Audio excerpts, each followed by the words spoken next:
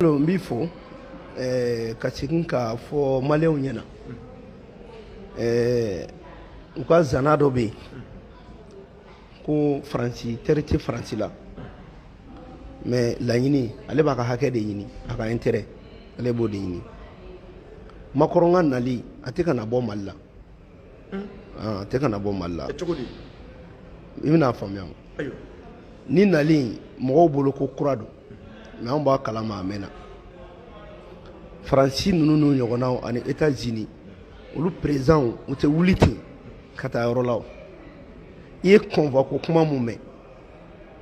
nin ko in daminɛna ni convoi ninnu bɛɛ nana nin ko de hukumu kɔnɔna na parce que ni Faransi ɲɛmɔgɔ ninnu bɛ déplacer u ka sécurité bɛ renforcer fan bɛɛ fɛ d'abord convoi mun nana o tun y'a ɲɛbila dɔ ye ka kɔn o ɲɛ u tɛ mun kalama n'an bɔra o bɛɛ kalama u ye maa dɔw bila ka na Mali la minnu ye militaire privé ye n'u sirasу fini t'u kan na u bɛ Bamakɔ kɔnɔ yan u taayɔrɔ dɔnnen don u dagayɔrɔ dɔnnen don ɲɛ b'u kan fɛnɛ olu nana ka na préparation kɛ Macron ka nali politique dɔrɔn de don a mago bɛ deuxième mandat la Faransi a ka nali nin tɛ ko kura ye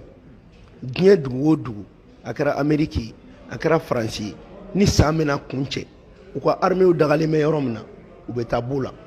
hakilina jiginna i m'a ye o san na a taara jigin i bɛ ka taara sɔrɔ yen mais a b'a dɔn ko n'a y'o ɲɔgɔnna ko modèle kɛ Asimi na fo k'a sa a t'a fila kɛ o de la a b'a fɔ ko a bɛ na lundi a tɛ ka na Mali kama a bɛ ka na a ka sirasiw de kama mais n'i y'a jateminɛ mɔgɔ ni maloya banni la i bɛ ko dɔw fɔ n tɛ Asimi lakodɔn n t'a kodɔn n b'a wele a don ta a bɔ tan Mali ka yɛrɛmahɔrɔnya t'a bolo mais ale filɛ k'a jira ko yɛrɛmahɔrɔnya b'a bolo parce que n'an kɔni ka yɛrɛmahɔrɔnya t'an bolo a b'i tilen ka taa Gawo de o de kama a bɛ tilen ka taa bɔ a ka saraso la o de kama a ko k'a bɛna bɔ Bamakɔ donc a bɛna bɔli min kɛ a tɛ anw diverti quoi a t'anw bɔ an cogo la nin tɛ foyi ye anw ɲɛna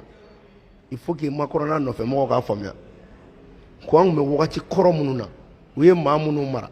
ani minnu ka to n'u ka nabuw fɛ yen olu de bɛ se k'u kɛ koba ye Macron ka nali tɛ koba ye anw bolo. ne ko k'u ka to n'u ka nabuw fɛ yen e bɛ fɛ ka mun de fɔ yen. non mais ne bɛ se k'a fɔ ne ma deli ka taa Faransi kalan na ne kɔni kalanna français kan na n fa dugu la an ka impôt y'an kalan yan mais an ka compte tɛ yen an ka foyi dayɛlɛlen tɛ yen an ka foyi sirilen t'u la hali ni Faransi tɛ diɲɛ kɔnɔ bi ne bɛ balo donc ne dɔrɔn tɛ an caman bɛ ten donc an bɛ niveau mun na an bɛ mun nɔfɛ ɲɔgɔn bonya k'an bonya k'a dɔn k'an ye jamana dɔ ye min tun bɛ kɛ fɔlɔ la k'i fa y'an faw mara o bɛ se ka kɛ mais e yɛrɛ t'anw mara o an b'o hukumu de kɔnɔ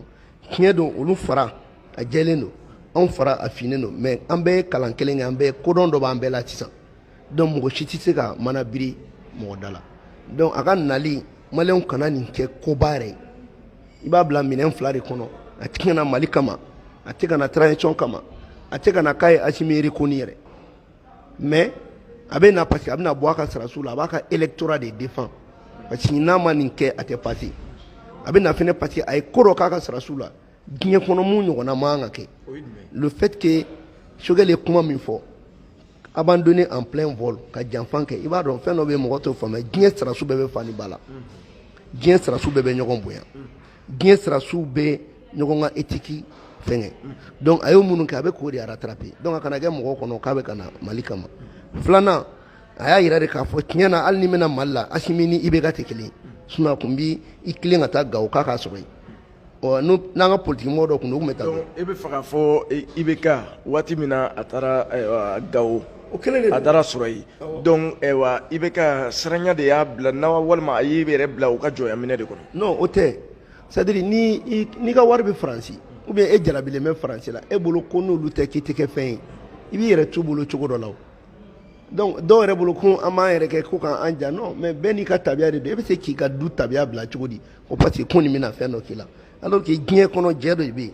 jɛ min bɛ yen a bɛ kɛ sɔrɔw de kan a bɛ kɛ intérêt de kan donc a tɛ ka na Asimi kama spécifiquement a bɛ ka na a ka intérêt de la mais a bɛ ka na intérêt mun na a b'a dɔn militaire de bɛ fanga la olu tɛ politique mɔgɔ ye olu ka sira tɛ ko la n'a y'i tu ka taa Gawo u bɛ mun d'a kan a b'a dɔn donc o de kama a b'a fɔ ko a bɛ na. kɔrɔfɔ faamuna filɛbagaw aw yɛrɛ bɔra ka honorable Abubakar Sidiki Fɔnba ka kɔrɔfɔ faamu Macron ka nali min bɛ ka boloda a tɛ ka na ayiwa Asimi kama i n'a fɔ kɛrɛnkɛrɛnnenya maa caman bɛ k'a faamu cogo min na a tɛ ka na Mali kama i n'a fɔ kɛrɛnkɛrɛnnenya maa caman bɛ k'a faamu cogo min na nka a bɛ ka na a yɛrɛ ka sɔrɔsiw kama ka sanga i ka dɔn k'a fɔ nata dɔ ma nata min ni a yɛrɛ mako b'o o la k'a da kan u ka kalataw bolodalen don san 2022 ne dun y'a ko jateminɛ i b'a ye k'a fɔ ayiwa u ka wulikajɔ san o san i n'a fɔ honorable y'a fɔ cogo min na ka se jamana na jamana min n'u ka sɔrɔsiw dagayɔrɔ bɛn bɛ yen ma honorable Abubakar Sidiki Fɔnba yani an ka don a kunbɛ cogo yɛrɛ la a kan ka kunbɛ cogo di Asimi kan ka mun kɛ yani an ka don o cogo la ayiwa an bɛ fɛ ɲɔgɔn ye min kɛla CEDEAO maaw fɛ kɔsaja in na en bref kuma kunkuru la ayiwa u ye sanction mun ta u ko k'u bɛna sanction mun ta janvier la ni olu ka laɲini ma sabati e bɛ se ka mun fɔ an ye o. bon n bɛ fɛ an ka to nin sujet kɔnɔ quoi pour que mɔgɔw k'a faamuya CEDEAO ta an b'o bila kɔfɛ parce que min ye urgent ye an ye caman fɔ CEDEAO ko kan mɔgɔ caman ye video mɛn n bɛ kuma Macron kunbɛ cogo kan. kunbɛ cogo donc i n'a fɔ honorable Abubakar Sidiki Fɔnba y'a fɔ cogo min na ko an ka to nin hukumu kɔnɔna na an bɛ tila ka na o la kɔfɛ ayiwa a kɔni tɛna tila an na o la nka an bɛ to hukumu kɔnɔna na ale ka laɲini ye min ye an ka a lajɛ walasa an kana se ka bɔ ayiwa i ka dɔn k'a fɔ sira yɛrɛ kan a kan ka kunbɛ cogo jumɛn na i bɛ se ka mun fɔ o ko la ani Asimi i bɛ se ka bilasirali jumɛn di Asimi ma. d'abord n b'a dɔn Asimi ne dɔgɔnin don mais an bɛɛ ye miirina kelen mɔgɔw bolo ko Asimi ye denmisɛnnin don si la mais a bɛ kodɔn kɛlɛ kan kosɛbɛ a taara kɛlɛ kɛ a ye kɛlɛ ɲɛdɔn ko denmisɛnnin min ye dugu 100 yala o ni cɛkɔrɔba min ye san 100 kɛ olu ka dɔnniya ma jan ɲɔgɔn na sur le plan sécuritaire ne tɛ se ka fosi fɔ Asimi ɲɛna mais ni ne de kɔni tun ye président ye bi Asimi place la malgré que n b'a dɔn k'a bɛ sécurité ko ɲɛdɔn mais a tɛ politique ko ɲɛdɔn ne bɛ se ko ne fana b'o politique ko ɲɛdɔn ka tɛmɛ a kan malgré que n b'a dɔn sarasu o sarasu mɔgɔ ma mun faamuya les officiers la a bɛɛ bɛ politique kalan kɛ u bɛ mun dɔn politique kalan yɛrɛ caman na mɔgɔ caman t'o dɔn mais comme an ka politique an ma taa ta kɔlɔn kɔnɔ an y'a ɲini k'a ɲɛdɔn mɔgɔw kɛrɛfɛ nin n'a ɲɔgɔnna la diplomatiquement ni Macron ko k'a bɛ na a bɛ Choguel de bila ka taa Macron kunbɛn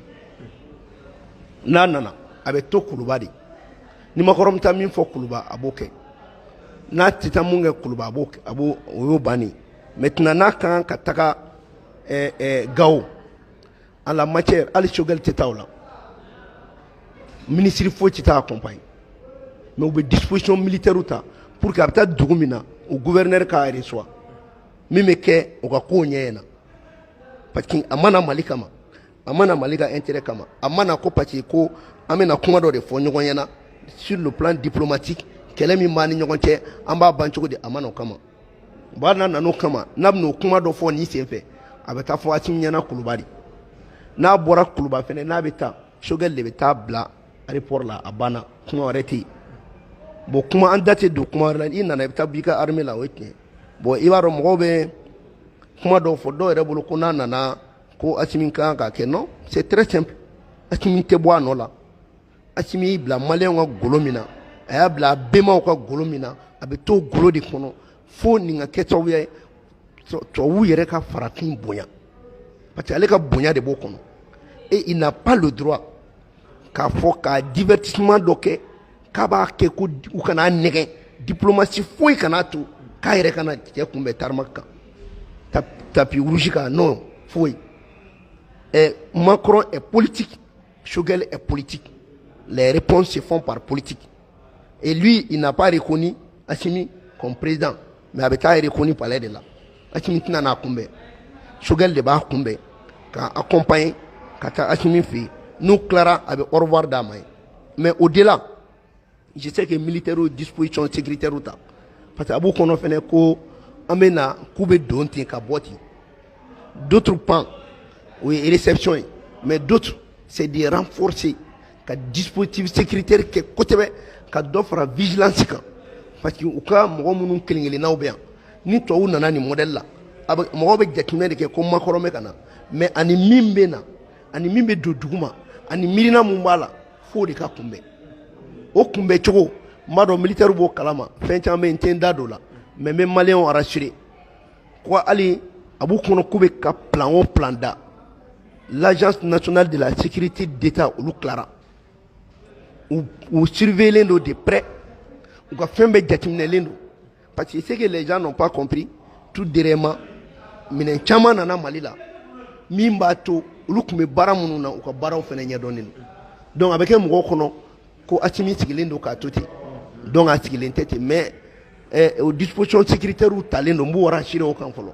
a kana k'u kɔnɔ parce que bɛɛ tun b'a dɔn ko janfan dɔ tun labɛnnen don jamana kama de décembre 2000 à partir du 20 décembre jusqu'au 30 décembre o décelera ka ban n'i y'a ye ne bɛ k'a fɔ kɔrɔ k'a ɲɛdɔnna ka ban donc o fɛn caman camanw labɛnnen don bon ni Ala ye mɔgɔ mɔgɔ ci k'a fɔ ko ninnu nana i n'a fɔ kɔrɔlen a kow bɛ labɛn u ka ambassades la cogo min ka mɔgɔw infiltrer u k'a dabila n'u y'a kɔrɔbɔ dɔrɔn ko min bɛ bɔ a la olu yɛrɛ sigilen tɛ n'o ye donc c'est pour que c'est tout simplement an b'a fɔ Assimi ɲɛna dɔrɔn a ka Choguel bila ka taa kunbɛn nin divertissement ye nin tɛ foyi ye il n'est pas venu pour le Mali a nana ka intérêt de kama a nana France ka intérêt de kama il défend l'intérêt de la France a nana sarasu de kama c'est pour rassurer son électorat politique sinon e ko ko jamana mun ye a ko Choguel min ye premier ministre mun sɔrɔla coup d'état fila jɛden o de bɛ taa kunbɛn pour qu'il reconnaisse cette légitimité Choguel de kan ka taga normal n'i y'a dan ne ma ni ne de tun bɛ Assimi place la mais u bɛ se ka hakilina dɔw ta u yɛrɛ bɛ se ka mun ɲɛfɔ mais ne kɔni bɛ min f'u ɲɛna les vieux loups là u kana don olu ka jate kɔnɔ nin na les anciens politiques olu bɛna fɔ ko ladili yɛrɛ de don c'est-à-dire voilà n bɛ ka min fana n b'a dɔn peut-être ne bɛɛ bɛ hakilina kelen na mais a ka kan n ka n sinsin a kan ni ne don a bɛ se ka kɛ ne bɛ fili dɛ mais ni ne don a kana politique mɔgɔ si ka kuma foyi lamɛn k'a bɛ taa kunbɛn parce que a mana Mali kama an ye nin sufara mɔgɔ min y'i to k'i janfa hali n'o nana i b'a dɔn trahison politique mɔgɔw bɛ trahison bila minɛ min kɔnɔ ani sarasu b'a bila minɛ min kɔnɔ kelen tɛ sarasu kɛ n'a ko k'i y'a trahi o kɔrɔ ko n'i kun y'a sɔrɔ i b'a faga de donc mɔgɔ a tun bɛ yɔrɔ min na hali n'a seginna kɔ a kɛnɛ tɛ Faransi fa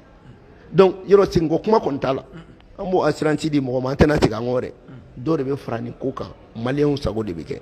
donc ça c'est le message ni ne don ni ne fɔma don dans telle situation ne bɛ nin de kɛ o ye ne ka faamuyali ye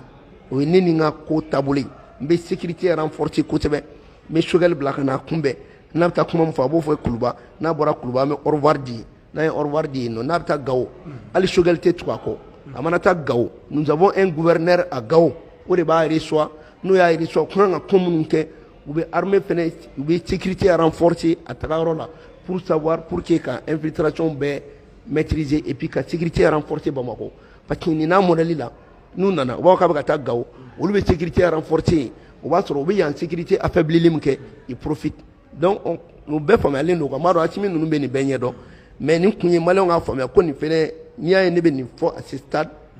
mais ça veut dire que an b'a dɔn fɛn minnu kan ka kɛ donc on va pas se divertir là-dessus je sais que Sadio Camara a déjà pris toutes les dispositions nécessaires parce que i m'a ye u b'a fɔ ko an kana an ka firme sécuritaire k'an ka n'olu kɛ mais i b'a dɔn k'a fɔ ko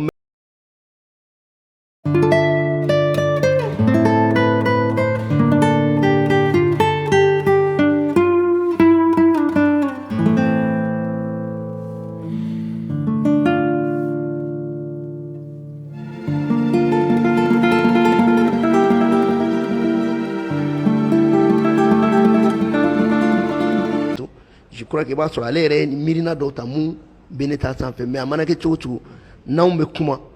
an miirina ye mun ye an ka faamuyali ye min ye an b'o fana fɔ ka fara a kan merci beaucoup.